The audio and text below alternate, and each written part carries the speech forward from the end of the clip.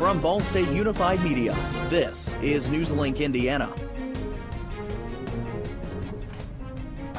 Good evening and welcome to NewsLink Indiana. I'm Sarah Lehman. And I'm Vanessa Brooks. Thanks for joining us. President Donald Trump says he's ready to cut taxes, and he made that announcement right here in Indiana. At a speech at the Indiana State Fairgrounds today, Trump announced the framework for his federal tax reform plan. NewsLink Indiana's Tony Sandleyman is live at the fairgrounds with details on how this plan could affect you. Tony? Well, along with promises of affordable taxes, Donald Trump threw out some numbers as well. For single people, the first $12,000 that they make will be tax-free. And for married couples, the first $24,000 they make will be tax-free.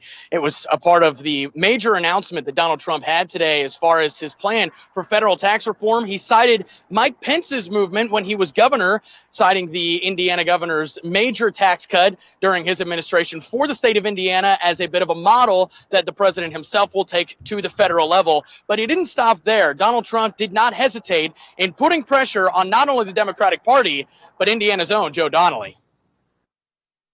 If Senator Donnelly doesn't approve it, because, he's on the other side, we will come here, we will campaign against him like you wouldn't believe. Now, not every Hoosier was as excited about President Trump being here as the crowd was in the Farm Bureau building. There was a protest that took place at about 2 o'clock this afternoon and continued throughout President Trump's speech and even after. And it took place right behind me along the sidewalks here of 38th Street, just outside the entrance of the State Fairgrounds. But if you look around, you can't see the Farm Bureau building at all. That's because these protesters were not allowed to be on the fairgrounds grounds to give their demonstrations. They were not seen at all by Trump officials or really much media that came in, because media parking was on the other side of the fairgrounds. Unless people went out to look for them, they were not seen by Trump officials whatsoever.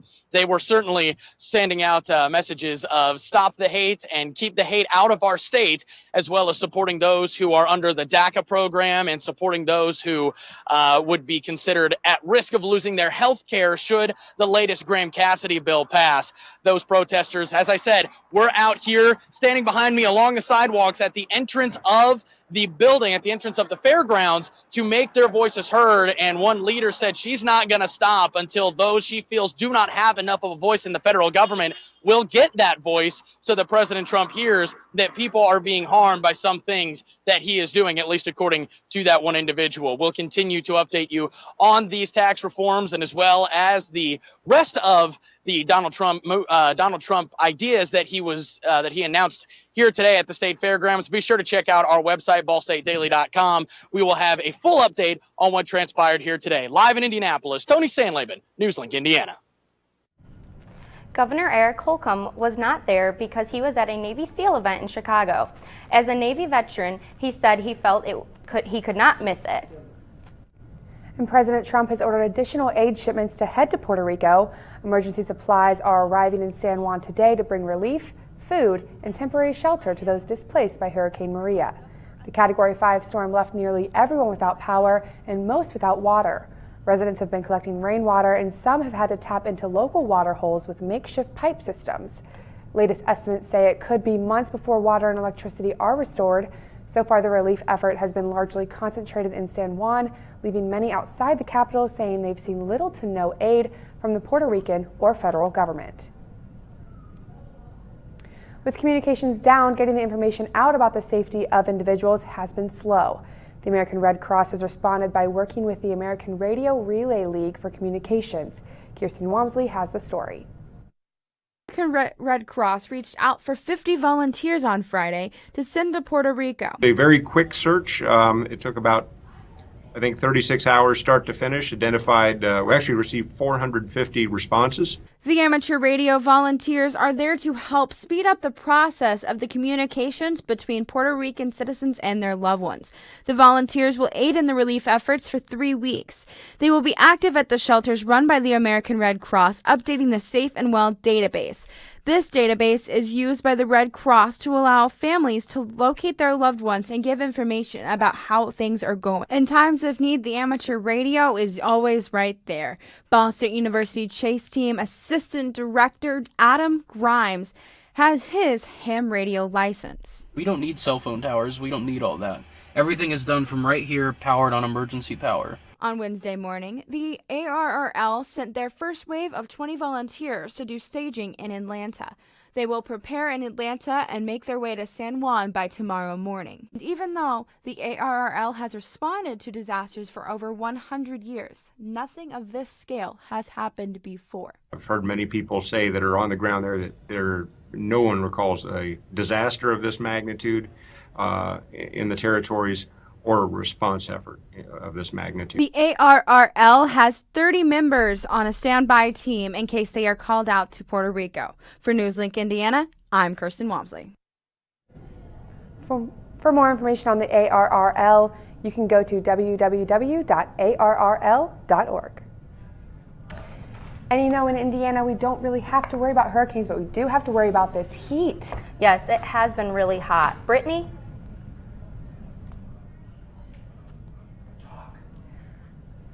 Didn't start. Okay. Yeah, guys, as you could see with the hurricane, it does bring our weather here a little bit wacky. As you can see, it is 76 degrees, and in past weeks, it has been getting really hot. It's because that hurricane has been kind of pushing those hot weather towards us. As you can see, as I continue on, you will definitely see that it's not going to be as hot anymore. The rain chances are very low, and our 7-day forecast will be up right after this. Ball State President Jeffrey Mearns is continuing his Better Together campaign at Minnetrista tonight. This is the second of 3 public forums. The event started just a few minutes ago. Let's take a live look at what's going on. And we're expanding every day. As you can see, they're starting the forum here. The focus on tonight's conversation is arts and culture. Mearns says he's looking at these forums as an opportunity to listen to the people of Muncie and hear what they want. People at the event will be able to have their questions answered by filling out a note card. The host of the forum will then ask the questions to the panels. Mearns' next forum will be at Cornerstone Center for the Arts on October 12th. The event will start at 6 p.m. Today, Ball State sent out a public safety advisory after a fondling incident was reported to University Police. The incident occurred at an on-campus resident hall. 2 sexual assaults were reported in the 1100 block of West Riverside Avenue last week. A sexual battery was reported in a residence hall back in August. In all 4 incidences, none of the victims requested an investigation. Indiana University is suspending one of their clubs after a student was trapped in a cave for 60 hours. The Spelunking Club at IU takes students, faculty, and staff to explore caves around Indiana. The club is now suspended and an investigation is underway after Lucas Kavar got separated from the group and stuck in the cave. The Assistant Dean of Students says the club leaders are looking for ways to change procedures to make sure a similar incident doesn't happen again. The Office of Student Conduct at IU is conducting an investigation into how he was left and trapped inside the Sullivan Cave. And when we come back, NFL players kneeling during the national anthem is causing quite a controversy. Find out how some former Ball State football players are reacting. And a former NFL star is getting ready to walk free after almost 10 years behind bars. Those stories and more after the break. Oh! Checking your fantasy league? Nah, just my 401k statement. Nice. Where'd you find the money for that? I just been saving a little every month. I can't seem to save anything. Well, what about all this? What about the money you're spending? What money? It's gone before I can get my hands on it. I got a pizza for a Todd. Hey, can somebody spot me? When it comes to financial stability, don't get left behind. It's 547. Get tools and tips for saving at feedthepig.org.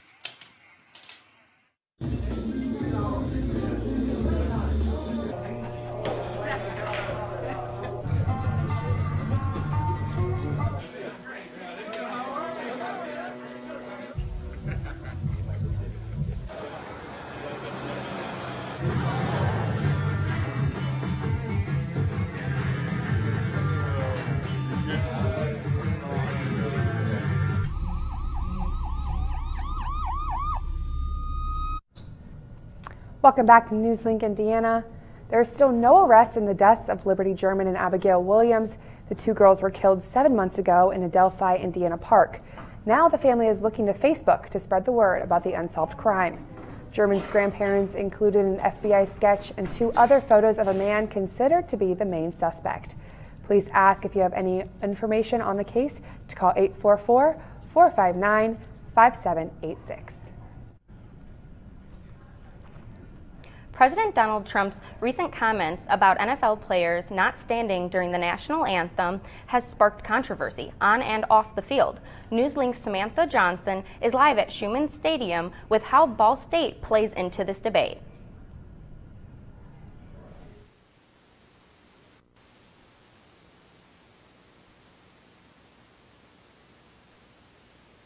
That our flag was still there. Players across the country say they're locking arms in unity, but some heads are shaking out of disappointment from President Trump's recent comments about the NFL. You cannot have people disrespecting our national anthem, our flag, our country, and that's what they're doing. And in my opinion, the NFL has to change. Or you know what's going to happen? Their business is going to go to hell. Players and coaches across the league have mixed emotions on what to think and how to respond to the comments, including Ball State alumni currently in the NFL. That includes Bills quarterback Keith Winning.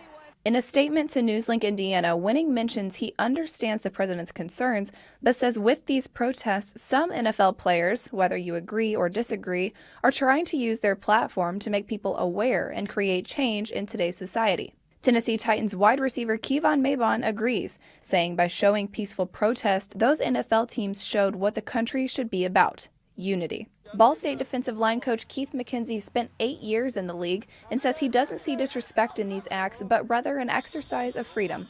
Those guys have the right to protest. That's, I support their right to be able to protest in their manner that's peaceful.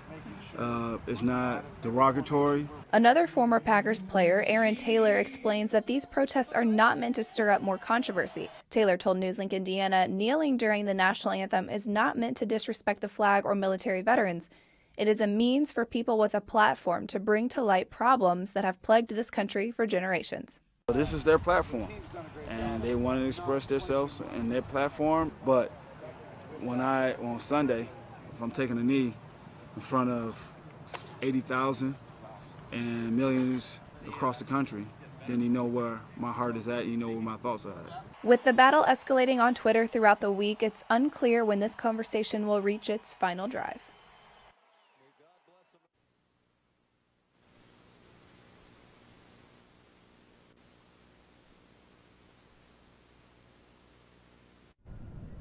Samantha conducted an online poll to see what you thought about this topic. 63% of you said the NFL players should be able to kneel during the national anthem.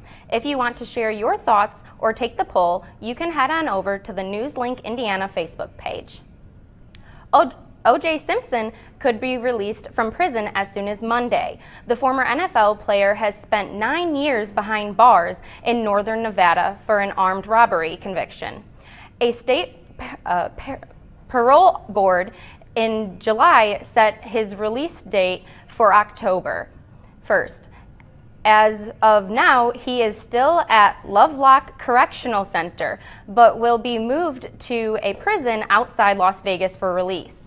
No word yet where the 70-year-old will live after he gets out. Well, this week has been more like a dog's day of fall, with temperatures reaching the low 90s, but big changes are coming. The weekend forecast is next. And a little later, a cult classic is coming back to Muncie. Can you help me with this? My new dad teaches me all kinds of stuff. Sure. He helps me with homework. That would be 3.6795. Thanks. Yep. He helps me with my decision making. I wouldn't use this one. Ever. And he's even teaching me how to drive. And that's why cars have bumpers. I'm learning so much. You don't have to be perfect to be a perfect parent. Thousands of kids in foster care will take you just as you are.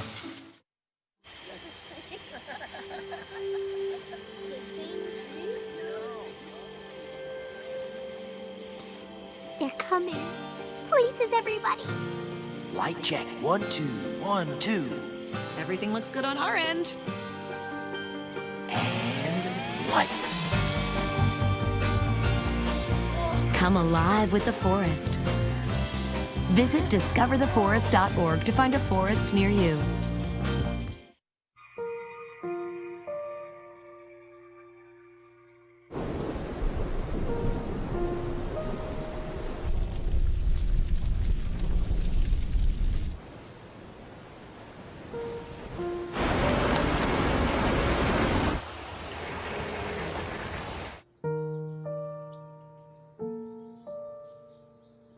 Don't wait. Communicate. Make your emergency plan today. You know, a couple weeks ago, Vanessa, they really teased us with that fall weather. I'm hoping to break out my jackets again soon. I know, that'd be nice. I'd like to be wearing some leggings and fun sweaters again. Brittany?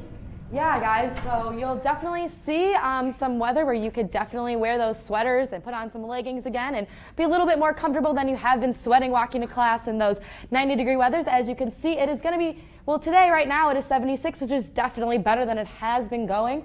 The winds are not super bad. It feels like 76, so it feels as the weather it is.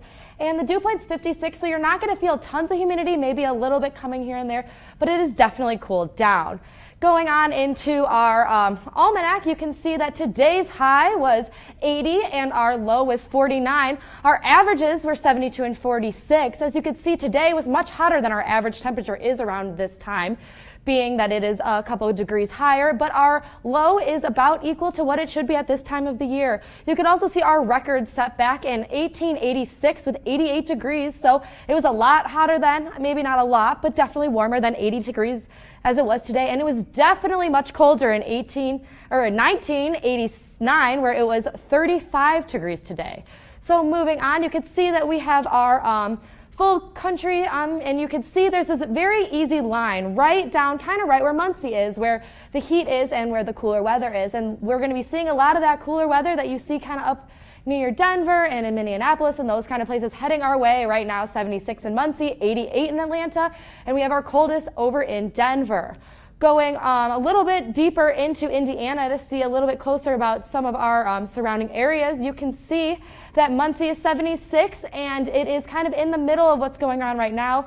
You can see right here in Champaign, it is 73, 85 in Cincinnati, so still pretty hot up there. But we should definitely see some of those temperatures coming towards us as the week continues. And now looking on our radar, you can see some clouds here and there, and you can see it'll be coming through Muncie a little bit. And going closer, you could see clouds and a little bit of showers here and there. And let's just take a deeper look at what's going to be happening throughout this week. You see it's pretty dry. There's a couple of clouds here and there. And then it's going to continue to be cloudy. You'll see some rain that's going to kind of start to flow in this area, be in our area by Friday night, and into Saturday, it'll dry up. Now moving on into, after you see that, so now moving on into our tonight, you can see that it is 49 degrees and partially cloudy, so it will be colder. You can put on those sweatshirts. Moving on into tomorrow, you'll definitely see it'll be colder than it was today at 68 with our degree, and it'll still be sunny, not so much winds and rains. And now let's move into our 7-day forecast. You can see that it is 73 today and tomorrow, or tomorrow and Friday. And then it'll be into 70s and 75s. You can also see that Monday, Tuesday, Wednesday, it'll be 81, so it'll definitely rise up a little bit, but not a ton. And so that is our forecast for you guys here in NewsLink, Indiana. So thanks, Brittany. And coming up in sports, we'll introduce you to 3 Ball State football players that got their start right here in Delaware County. And one of the biggest names in college basketball might need to look for a new job. Find out why next. Here's to the things that can keep us safe. Those we use all the time with hardly a thought. Those that are silently standing by to save our lives. And now, those that we carry with us everywhere we go. Many mobile devices will now bring you wireless emergency alerts, real-time information directly from local sources you know and trust. With the unique sound and vibration, you'll be in the know wherever you are.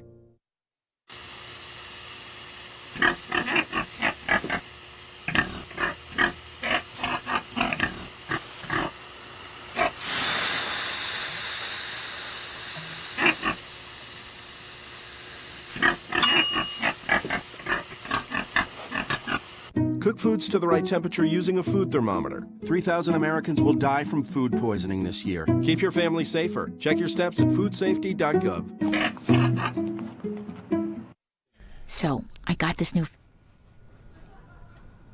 Welcome back. I'm Rachel Russell with your sports. The Ball State football team is 2-2 going into their game on the road Saturday. Some of the team's success this year can be accredited to 3 players that got their start right here in Delaware County. Quarterback, wide receiver, left tackle. All starters, all with the same roots. 3 of the Cardinals' 11 starters on offense come from right here in Delaware County. Quarterback Riley Neal joined his freshman year as the Cardinals' starting quarterback. What does this say about the Delaware County football program? I think it prepared us really well. There's obviously 4 of us on the team here, and then there's some other good players that went to different schools, so there's some good competition that prepared us every week to be where we're at now. For these college athletes, they got their starts making touchdowns right here in the middle of Indiana cornfields. And Grant Segundo wants Delaware County football players to know that they too have the same chance. It's something we fought for a lot of years to try to bring a reputation to Delaware County football, and I think those 3 guys are definitely a step in the right direction. And for Ball State head coach New, how did the homegrown stars add to the playing field?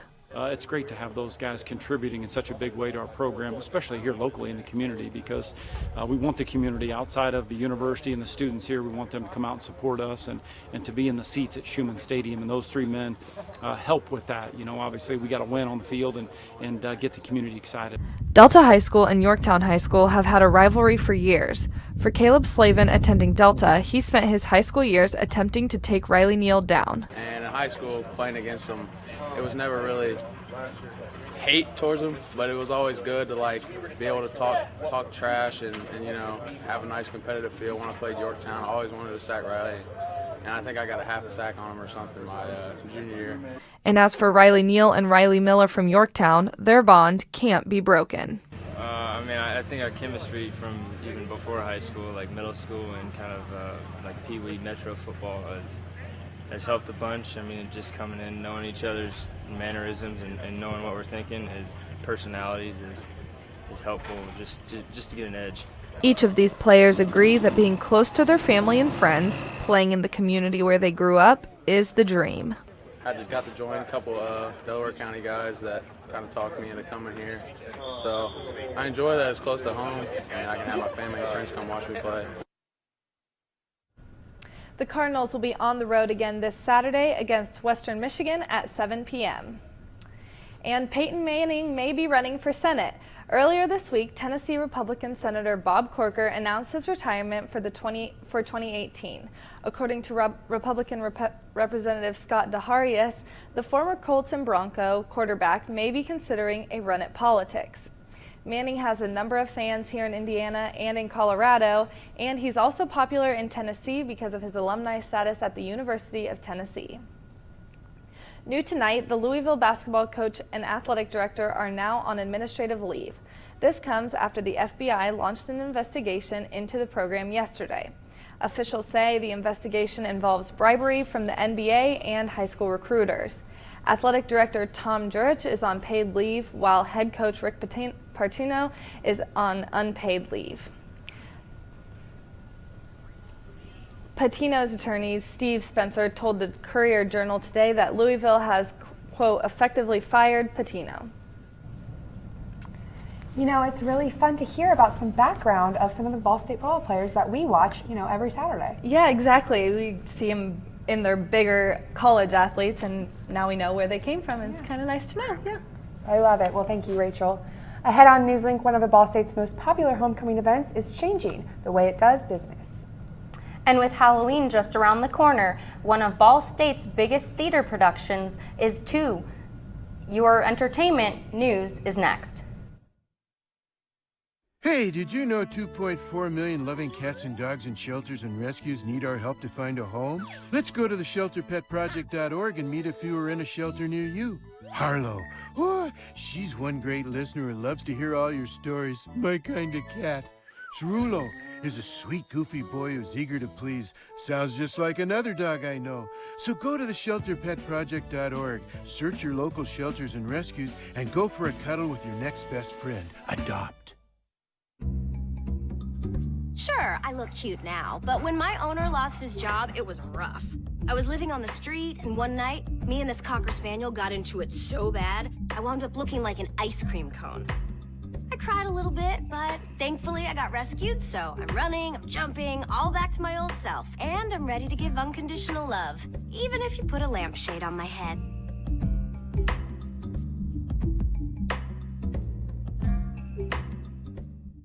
There's one thing you can never have sex without. It's not something you buy. Or something you take. In fact, there's only one way to get it. It has to be given to you, freely. It's consent. Because sex without it isn't sex. It's rape. Consent. If you don't get it, you don't get it. It's on us to stop sexual assault. Learn how and take the pledge at itsonus.org. Everyone, we have a lot of local entertainment to talk about today, so let's jump right in. Big changes are underway behind the scenes of one of homecoming's most popular events. NewsLink Indiana's Brittany Carlin reports many students are unhappy about them. Before homecoming week, student organizations work hard to put together their themed dances for Air Jam, the lip singing competition. We put in lots of practice hours working hard to get into this competition. In past years, students would camp out to get a spot in line. So as a senior, I've participated in the process of lining up to get a spot in Air Jam for the past 3 years in a row, and I think it's worked really well. But this year, Air Jam's committee changed how it decides who will hit the stage. This year we decided to make a lottery system. It was truly the most fair way. This way all the teams can enter a form online, submit a form, and then your name of the team will be put on a little ball and put into like a lottery system and will be randomly drawn. With this new lottery system, student organizations say they are worried that all their hard work will go to waste. I'm personally not a fan of the lottery drawing because I feel like I'm not in charge of my own fate of getting a spot in Air Jam. Although some were concerned about this new format, only 19 teams applied. There was room for 20. I'm really excited to see the energy high, and I'm just super excited. All the teams were very excited about this news and are ready to continue working hard. In Muncie, Brittany Carlin, NewsLink, Indiana. Will take place on October 19th in Emmons Auditorium starting at 8 p.m. Sunday marks the first day of October, which means we are one step closer to Halloween and one day closer to Ball State's annual presentation of the Rocky Horror Picture Show. Every year, students across campus come together to perform the cult classic on Halloween night. While most people look forward to dressing in costumes and trick-or-treating, Ball State student and lead performer Sam Robbins spends her Halloween night in the theater. I think it's in the blood of a performer. I think we're just automatically attracted to entertain in any way we can, even if it means taking a little bit of time away from our holiday celebrations. This year's showing of Rocky Horror will start with pre-show entertainment at 11 p.m. and Rocky Horror beginning at midnight. Well, that's all I have for your entertainment today. Back to you at the news desk.